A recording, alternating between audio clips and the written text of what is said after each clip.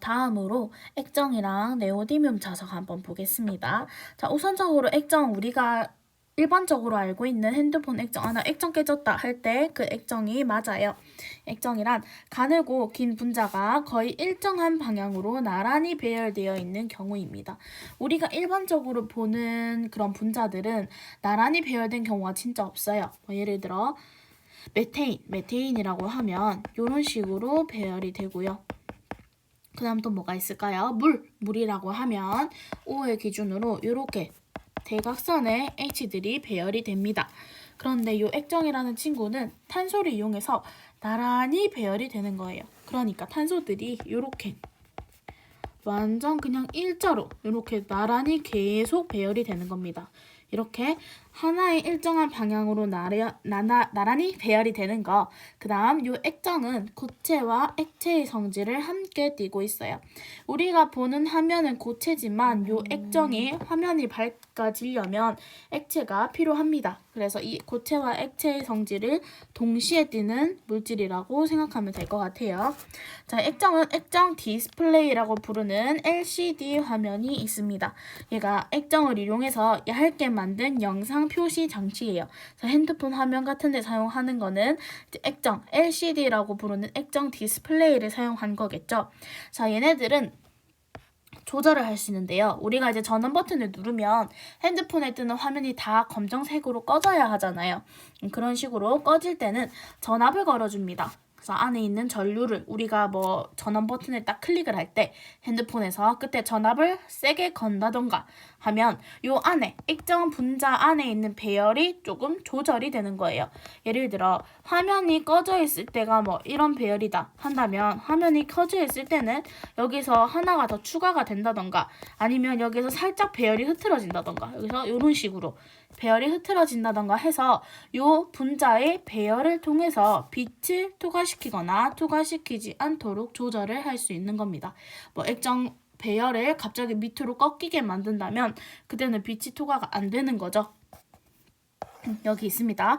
액정 분자가 이렇게 나란히 되어 있는 경우에는 빛이 잘 들어오지만 요거를 뭐 다르게 바꾼 경우에는 빛이 통과를 못하게 하는 거죠. 그래서 이용은 전자계산기에 있는 요 액정, 온도계, 표시창, 핸드폰 화면, 카메라 화면 같은 애들이 액정으로 이용이 되고 있습니다. 다음으로 네오디뮴 자석을 볼 건데요. 얘는 철 원자 사이, FeE 원자들 사이에 네오디뮴과 붕소를 첨가시키는 겁니다. 그래서 철 원자의 자기장 방향이 흐트러지지 않도록 만든 강한 자석이라고 보면 될 것 같아요. 자, 이 말이 뭐냐면 우리가 일반적으로 자기장이라는 거는 마음대로 방향이 막 변합니다. 뭐 이쪽으로 자기장이 형성이 되었다가 자석 기준으로 할까요? 이렇게 있으면 막 이런 식으로 자기장이 막 형성이 되곤 하죠. 이거 중학교 아마 2학년 정도에 배웠던 것 같은데 이런 식으로 자기장의 방향은 내가 자석을 어떻게 하느냐에 따라서 이 방향이 마음대로 많이 흐트러집니다. 그런데 이런 천 원자 사이에다가 네오디뮴과 붕소라는 원소를 첨가를 하게 되면 내가 아무리 자석을 돌리고 철을 돌려도 이 자기장의 방향이 전혀 흐트러지지 않는다는 거예요. 돌리면 흐트러져야 하나 방향이 고정이 되는 거죠. 그럼 이렇게 자기장 방향이 흐트러지지 않는다면 내가 이 철에다가 어떤 짓을 해도 막 철을 180도 돌려도 철을 들어 올려도 이 자기장의 방향이 변하지 않기 때문에 자석의 성질이 엄청나게 강하게 남아있겠죠. 내가 조금만 움직여도 끽하고 죽는 자석과는 다르게 내가 어떻게 움직이고 괴롭혀도 이 자기장의 방향이 흔들리지 않기 때문에 자석의 성질을 엄청 강하게 가지고 있는 겁니다. 그런 자석을 네오디뮴 자석이라고 부릅니다. 얘네는 막 그렇게 자세하게 알 필요는 없고요. 이게 어떤 설명인지 이게 뭘 의미하는 건지만 알면 될 것 같아요. 자, 다음으로 5번째로 그래핀과 탄소 나노 튜브입니다. 얘네한테 있는 요 검은 색깔 동그라미 있죠? 요거 이거 전부 탄소입니다. 얘네는 탄소가 아닌 다른 종류의 원자를 전혀 사용을 하지 않아요. 그래핀부터 보도록 하겠습니다. 그래핀은 탄소 원자가 육각형 벌집 모양의 구조를 이루고 있는 것입니다. 자, 이렇게 보면 이렇게 육각형으로 전부 탄소 원자들이 모여 있는 걸 확인을 해볼 수 있죠. 이렇게 수많은 탄소 원자들이 육각형 벌집 모양의 구조를 가지게 되면 우리는 그거를 그래핀이라고 부르게 되는 거죠. 자, 그래서 이 그래핀은 어떠한 재료로 쓰일 수 있는데요. 이 그래핀이라는 재료의 특징이 전기 전도성이랑 열 전도성이 둘 다 뛰어납니다. 그러니까 열도 빨리빨리 전달을 하면서 전기도 빨리빨리 전달이 되는 거죠. 자, 그러면서 강철보다 강도도 강해요. 원래 열 전도성이 뛰어난 물질들은 생각보다 강도가 그렇게 강하지 않아요. 그런데 얘는 강철보다도 강도가 강하다고 합니다. 그럼 절대로 망치로 내려친다고 해도 웬만하면 깨질 일이 없다는 뜻이죠. 그런데 이렇게 강도가 강하면서도 유연성이 있대요. 우리 일반적으로 강도가 강한 애들 생각해 볼까요? 철, 요런 애들. 철도 있고요. 강화유리, 요런 애들도 있을 겁니다. 근데 실제로 철이랑 강화유리가 휘어지나요? 요렇게 강도가 좀 센 애들, 단단한 애들은 안 휘어져요. 그쵸? 우리가 일반적으로 휘어지는 거, 뭐 L자 파일 같은 애들, 그리고 좀 말랑말랑한 아이들이 자주 휘어지죠.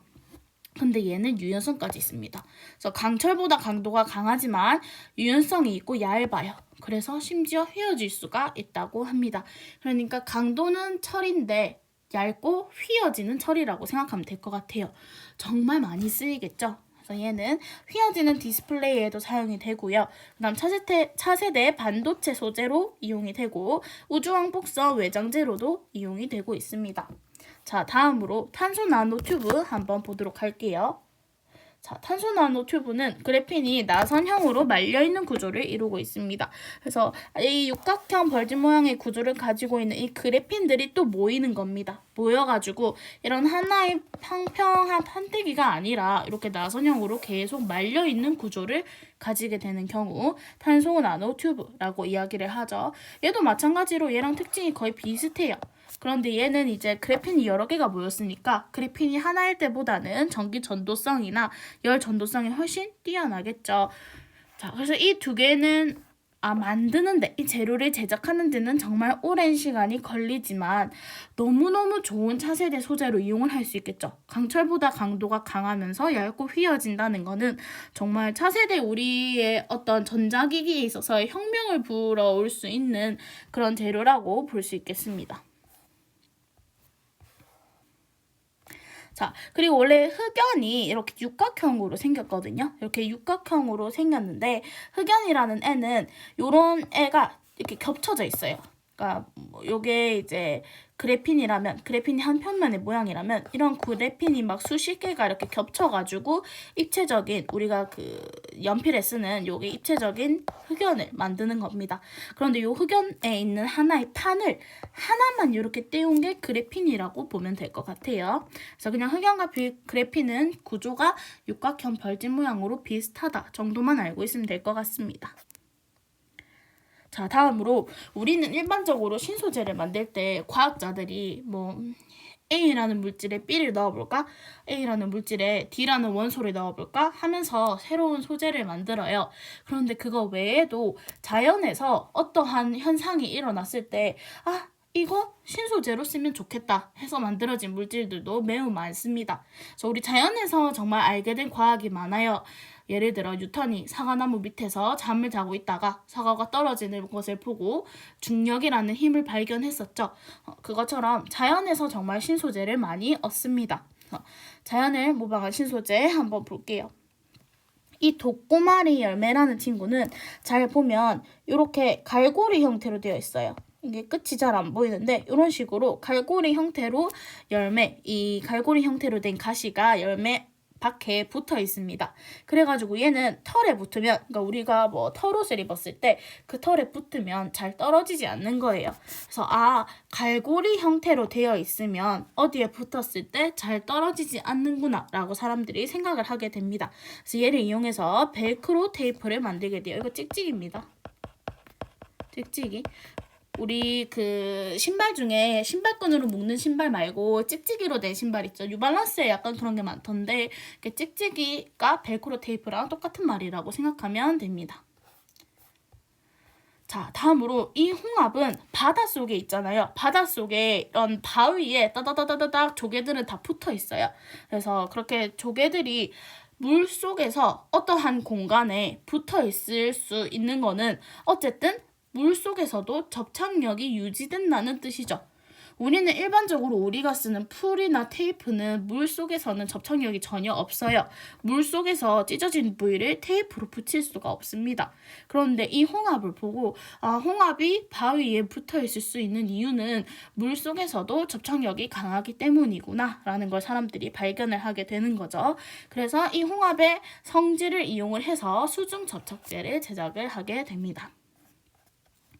자, 다음으로 이 연잎도요. 원래 연잎이 엄청 커요. 그래서 연잎 막 우산 같은 것도 만든다고 하죠. 이렇게 연잎이 있을 때 여기 위에 빗방울이 떨어졌는데도 빗방울 때문에 연잎이 젖지가 않고 이런 식으로 물방울의 형태로 남는다는 겁니다. 그러면 이거의 뜻은 연잎이 방수가 된다는 거겠죠. 그래서 어떻게 연잎이 방수가 될까 하고 연잎을 조사해 보니까 이 연잎의 표면에 나노미터 크기의 돌기들이 있다는 겁니다. 우리 눈에는 보이지 않아요. 나노미터니까. 나노미터 크기의 아주 작은 돌기들이 막 나 있어가지고 얘네가 물을 밀어내기 때문에 연잎이 물에 젖지 않고 이렇게 물방울 형태로 남아있게 되는 겁니다. 그러면 이제 이거를 이용해서 우리가 그러면 물에 안 젖어야 되는 어떠한 재료에 나노미터 크기의 돌기를 심어 놓게 된다면 연잎처럼 물에 안 젖지 않을까라고 사람들이 생각을 하게 되는 거죠. 그래서 만든 게 세차가 필요 없는 자동차, 그 다음 방수가 되는 옷 같은 걸 만들게 됩니다. 한 번씩 페이스북이나 인스타그램 같은 데 보면 방수 스프레이 같은 거 홍보할 때가 있을 거예요. 그냥 일반적인 운동화에다가 스프레이를 막 뿌리고 뭐 고추장을 흘리거나 아니면 물을 흘리거나 이렇게 했을 때 얘네가 그냥 흰 운동화에도 묻지 않고 그대로 떨어져 나가는 거, 그런 방수 스프레이 같은 것들이 이 연잎의 표면을 모방한 신소재라고 볼 수 있겠습니다. 자, 다음으로 여기도 좀 많은데요. 이거는 거의 안 나오고요. 거미줄은 자주 나옵니다. 자, 그래서 개코도마뱀부터 하나씩 살펴볼게요. 자, 이 개코도마뱀은 나무나 벽에 쉽게 붙을 수 있죠. 그런데 도마뱀이라고 해서 중력을 안 받는 거는 아닙니다. 이 개코도마뱀도 붙어 있을 때 밑으로 끌어내리려는 중력이 있어요. 그래서 떨어지면 바로 밑으로 추락을 할 겁니다. 그런데 나무나 벽에 좀 개코도마뱀 같은 친구들은 많이 붙어 있죠. 그 이유가 개코도마뱀의 발바닥에 미세선모, 미세털이 이렇게 나 있기 때문에 쉽게 붙었다가 떨어졌다가 할 수 있는 거예요. 그래서 이거를 활용을 해서 붙였다가 뗐다가 붙였다가 뗐다가 해야 되는 의료용 패치 같은데 사용을 하게 됩니다. 자, 다음으로 거미줄인데요. 거미가 정말 신기한 동물이죠. 본인이 본인의 집을 알아서 짓습니다. 그리고 그 거미에서 나오는 줄, 그 거미줄이 정말 신기한 거예요. 옛날 사람들은 어떻게 이렇게 탄성력도 있으면서 얇게 이런 거미줄을 잘 뽑아낼 수 있지? 그리고 여기에 벌레가 걸리면 꼼짝을 못 하잖아요. 얼마나 강하길래, 얼마나 얘가 벌레를 잡고 있는 힘이 세길래 거미줄에 걸린 벌레들은 아무것도 힘을 못 쓰는 걸까? 이러면서 거미줄에 대해서 연구를 하기 시작합니다. 자, 거미줄은 매우 가늘어요. 정말 우리 눈에도 겨우겨우 보일 정도로 가늘죠? 이렇게 가늘지만 한번 거미줄에 걸리기 시작하면 벌레들이 탈출을 못합니다. 그 말은 강철보다도 강도가 강하다는 뜻이에요. 강도가 강하기 때문에 거기를 쉽게 벗어나지 못하는 걸 겁니다.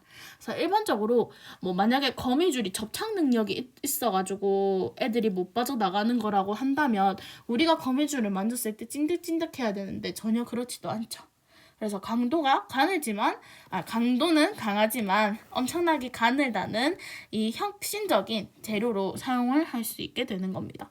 그래서 얘로 방탄복을 만들거나 이제 사람들의 인공 힘줄을 만들거나 아니면 낙하산 떨어질 때의 그 압력을 견뎌야 하기 때문에 강도가 강해야 하거든요. 그래서 이 낙하산을 만들거나 하는데 이용을 합니다. 자, 다음으로 상어 비늘인데요. 이 상어는 물의 저항이 강한 코 정면에 우리 물 밑으로 들어갔을 때 수영장에서 맨 밑으로 잠수를 해도 엄청나게 압력이 느껴질 거예요. 그게 물이 가지고 있는 저항입니다. 그래서 심해에 사는 아이들은 그런 물이 주는 저항을 견뎌야 해요. 우리 일반적으로 그냥 운동장에서 달리기 하는 거랑 수영장에서 이렇게 목까지 차오른 물 속에서 달리기 하는 거랑은 완전 느낌이 다르죠. 그래서 물은 엄청 물이 가지고 있는 힘이 세기 때문에 얘네가 물과의 저항을 줄일 수 있는 물고기들이 많이 있습니다. 그래서 그 중에 하나가 상어예요. 그래서 상어도 물속에서 이제 헤엄을 쳐야 하는데 물의 저항이 너무 강하다 보니까 이러한 물의 저항을 극복하기 위해서 이제 부드러운 돌기를 만들어 놓는 겁니다. 이렇게 부드러운 돌기를 만들어 놓으면 얘가 물과의 마찰을 줄여주는 거죠. 물과의 마찰을 줄여줘서 좀 쉽게 수영을 칠 수 있게 만들어줍니다. 그래서 요거를 이용해서 만든 게 전신 수영복이 있어요. 그다음 이 모르포는 거의 안 나오지만 그냥 특정한 색소 없이 푸른색을 띠기 때문에 어떻게 색소를 넣지 않고도 색을 띌 수 있까 요거를 연구를 하게 됩니다. 그래서 이 모르포 나비를 이용해서 염색이 없어도 색을 나타낼 수 있는 섬유를 개발을 하게 되는 거죠. 자, 이렇게 해서 우리 지금 신소재 거의 다 알아봤는데요. 첫 번째로는 반도체. 반도체는 내 마음대로 전류를 끊었다가 흘렸다가 할 수 있는 것. 초전도체는 전기 저항을 아예 특정 온도 이하에서 0을 만드는 거지만 정말 영하에서만 초전도 현상이 일어난다는 거. 그리고 세 번째로는 액정. 액정은 가장 중요한 거. 고체와 액체의 성질을 함께 띠고 있다는 거.